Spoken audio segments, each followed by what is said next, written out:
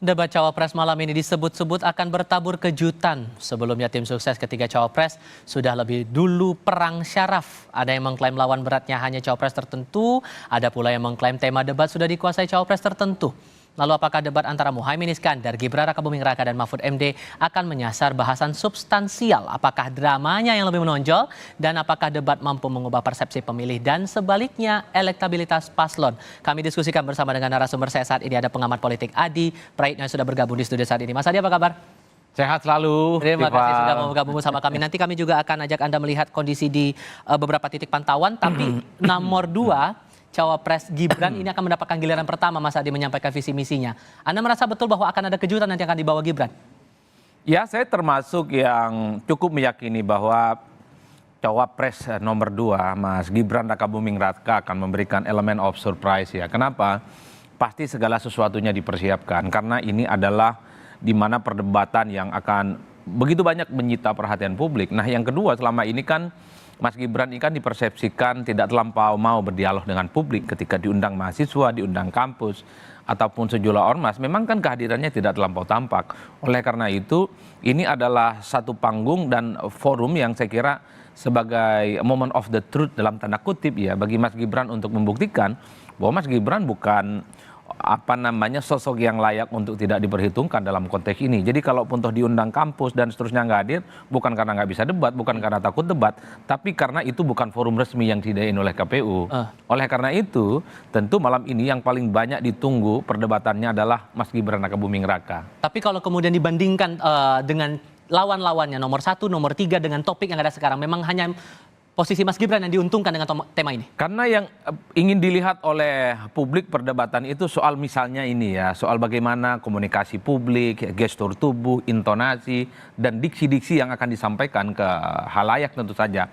Kalau kita mendengarkan Mahfud MD kan sering sejak lama, mengingat Pak Mahfud ini kan pengalaman di eksekutif, yudikatif, dan bahkan di legislatif. Kita juga sering bagaimana Pak Mahfud MD ini sering bersaut-sautan misalnya dengan sejumlah politisi di medsosnya. Semua pasti diladeni. Begitupun dengan Gus Muhaimin Iskandar. Kita tahu pengalamannya luar biasa. Anggota Dewan, saat ini adalah Ketua Umum PKB misalnya, dan juga adalah mantan aktivis. Yang saya kira memang di forum-forum apapun sering kita melihat apapun temanya, Muhaimin Iskandar ataupun Mahfud ini terbiasa. Yang tidak pernah biasa kita dengarkan, yang tidak pernah kita lihat misalnya, secara sering itu adalah Mas Gibran Rakabuming Raka. Oleh karena itu, yang paling banyak ditunggu sebenarnya debat malam hari ini adalah apa yang disampaikan oleh Mas Gibran soal gaya komunikasi dan tentu substansi-substansi yang akan disampaikan. Kita sambil melihat juga kondisi di salah satu titik pantauan, saudara, jelang debat Cawapres perdana malam ini, para Cawapres akan berangkat menuju lokasi debat ditemani oleh pasangan masing-masing. Kita coba intip dulu untuk Cawapres nomor urut 1, Muhaimin Iskandar, dan Capres nomor urut 1 Anies Baswedan yang akan berangkat dari rumah dinasnya. Kalau untuk Muhaimin Iskandar nanti akan berangkat dari rumah dinasnya di Kompleks Widya Chandra, Jakarta Selatan, dan ditemani oleh pasangannya, calon Presiden Anies Baswedan. Pasangan Amin ini akan menggelar keterangan pers nanti sebelum berangkat bersama menuju ke lokasi debat calon wakil presiden di Jakarta Convention Center, Senayan, Jakarta. Tampak untuk persiapan sejauh ini masih kita tunggu pergerakan dari rombongan dari calon wakil presiden Muhaimin Iskandar ini, karena kabarnya akan bergerak menuju ke lokasi debat sekitar pukul 16.30 waktu Indonesia bagian Barat nanti. Kami ajak Anda untuk bergabung dengan Fedriska Ananda yang memantau di kawasan Widya Chandra saat ini. Rizka, cerita lebih banyak soal jelang pergerakan Muhaimin Iskandar menuju lokasi debat saat ini.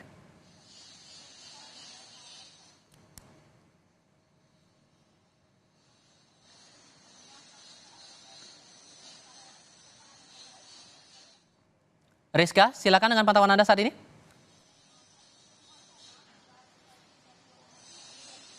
Ya, selamat petang Tifal dan juga saudara. Untuk kondisi ataupun suasana di rumah kediaman dinas milik Muhaimin Iskandar saat ini tampaknya Caimin masih di dalam rumah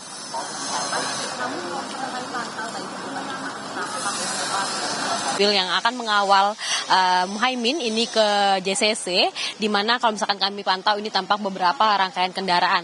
Nah, Tifal, yang menarik juga dapat kami sampaikan adalah informasinya ini pasangan calon capres dari Muhaimin ini juga akan datang ke kediaman Muhaimin Iskandar di kawasan Widya Chandra ini untuk memberikan support begitu ya kepada Muhaimin Iskandar yang akan menjalani debat perdana cawapres pada nanti malam. Nah, di mana kalau misalkan kami dapatkan informasi bahwa ada 3 sebetulnya yang menjadi highlight atau topik utama yang menjadi sorotan dari pasangan nanti.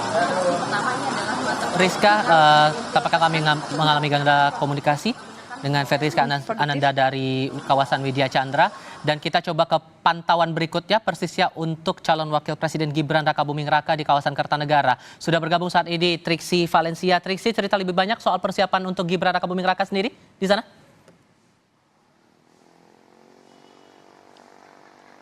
Ya, Tifal dan juga saudara, kalau persiapan dari Gibran Rakabuming Raka selaku calon wakil presiden yang pendamping Prabowo Subianto calon presiden nomor urut 2 maksud kami, saat ini memang sedang bersama dengan keluarganya. Tadi kami mengkonfirmasi dengan ketua tim kampanye nasional Prabowo Gibran yakni Rosan Ruslani yang menyampaikan bahwa saat ini memang Gibran Rakabuming Raka sedang bersama keluarganya, sudah mempersiapkan diri, dan dikatakan bahwa nanti kita lihat bagaimana perdebatan atau debat cawapres ini berlangsung di JCC sore ini atau malam hari ini, Tifal dan juga saudara, karena dikatakan sudah siap calonnya, sudah mempersiapkan diri, sudah ada pakar-pakar yang diajak berdiskusi maupun juga dari Gibran Rakabuming Raka sendiri yang sudah mempersiapkan diri terkait dengan tema debat yang hari ini sudah ditentukan juga oleh KPU. Dan kalau kita melihat dari track record Gibran Rakabuming Raka memang juga sudah selaras, Tifal dan juga saudara. Seperti kalau kita melihat dirinya adalah seorang pengusaha maupun juga dari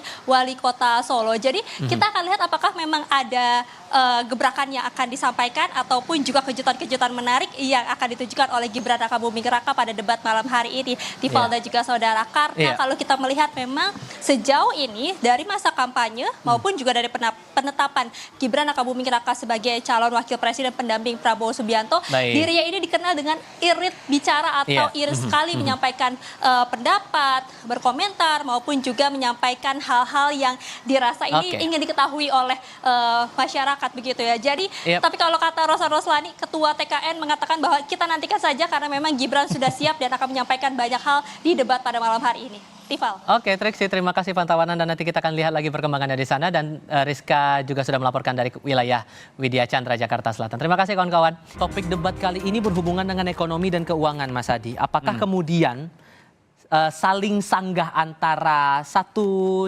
kandidat dengan kandidat lain akan terjadi, atau ya udah tipis-tipis saja sebatas tanya jawab saja? Menurut Anda gimana? Saya termasuk yang meyakini dan berharap tentu saja bahwa dalam perdebatan para cawapres nanti ini ada saling sanggah, ada saling negasi, dan ada perdebatan di situ. Namanya debat kandidat itu pasti ada 2 bahkan 3 arah lalu lintas percakapan yang saya kira akan memunculkan satu resultante politik yang cukup luar biasa.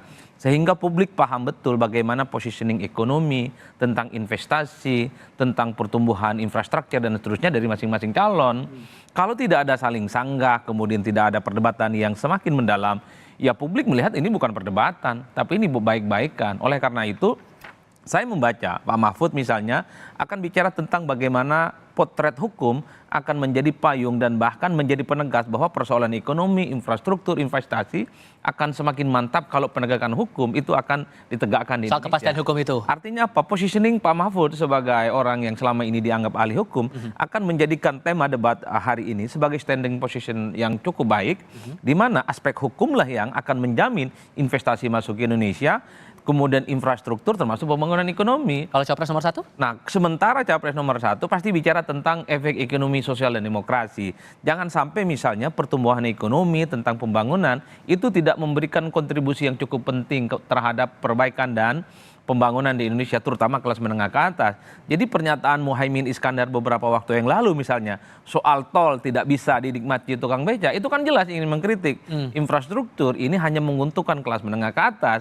Ataupun ketika Muhaimin bicara tentang di Bekasi mallnya bagus-bagus tapi kantong rakyatnya tipis-tipis. Itu kan Muhaimin ingin menegaskan kepada publik, ada jarak disparitas yang cukup luar biasa. Ada orang kaya yang semakin kaya, ada orang miskin yang semakin miskin. Tentu ini adalah efek dari pembangunan ekonomi politik yang tidak seimbang. Rasa-rasanya Muhaimin akan memposisikan dirinya sebagai sosok yang mencoba untuk mengaitkan jangan sampai investasi, jangan sampai pertumbuhan ekonomi termasuk infrastruktur, APBD dan APBN itu salah sasaran dan tidak berpihak kepada rakyat. Oke. Oleh karena itu, kalau kita melihat tegak lurus perdebatan nanti malam, kalau kita melihat dari jauh, rasa-rasanya memang Mas Gibran akan dikeroyok dalam tanda kutip yang akan ditanya, kemudian dikuliti kira-kira bagaimana kebijakan ekonomi, investasi ke depan. Mengingat Gibran ini adalah sosok yang kemudian publik tahu sebagai replika politik Pak Jokowi. Oke, tapi bagaimana kemudian ini akan berpengaruh kepada kondisi dari para pemilih pemulanya begitu? Apakah ini akan ikut terpengaruh atau justru akan efeknya hanya tipis-tipis saja atau akan berpengaruh signifikan? Sambil kita juga akan memantau nanti bagaimana persiapan debat perdana Cawapres 2024, termasuk akan ada pantauan langsung dari sana. Kami akan kembali sesaat lagi, Mas Adi. Tetap bersama kami ya. Persiapan debat sudah 100%, tinggal kita nantikan performa dari 3 calon wakil presiden pukul 7 malam nanti. Banyak hal sebetulnya mau saya diskusikan dengan Anda, tapi terima kasih untuk diskusinya kali ini Mas Adi. Kita akan jumpa lagi di lain kesempatan untuk membahas topik-topik debat ini. Dan rangkaian debat calon wakil presiden bisa Anda simak sebentar lagi hanya di Kompas TV, independen, terpercaya. Tifal Solesa pamit di Kompas Petang kali ini. Selamat sore.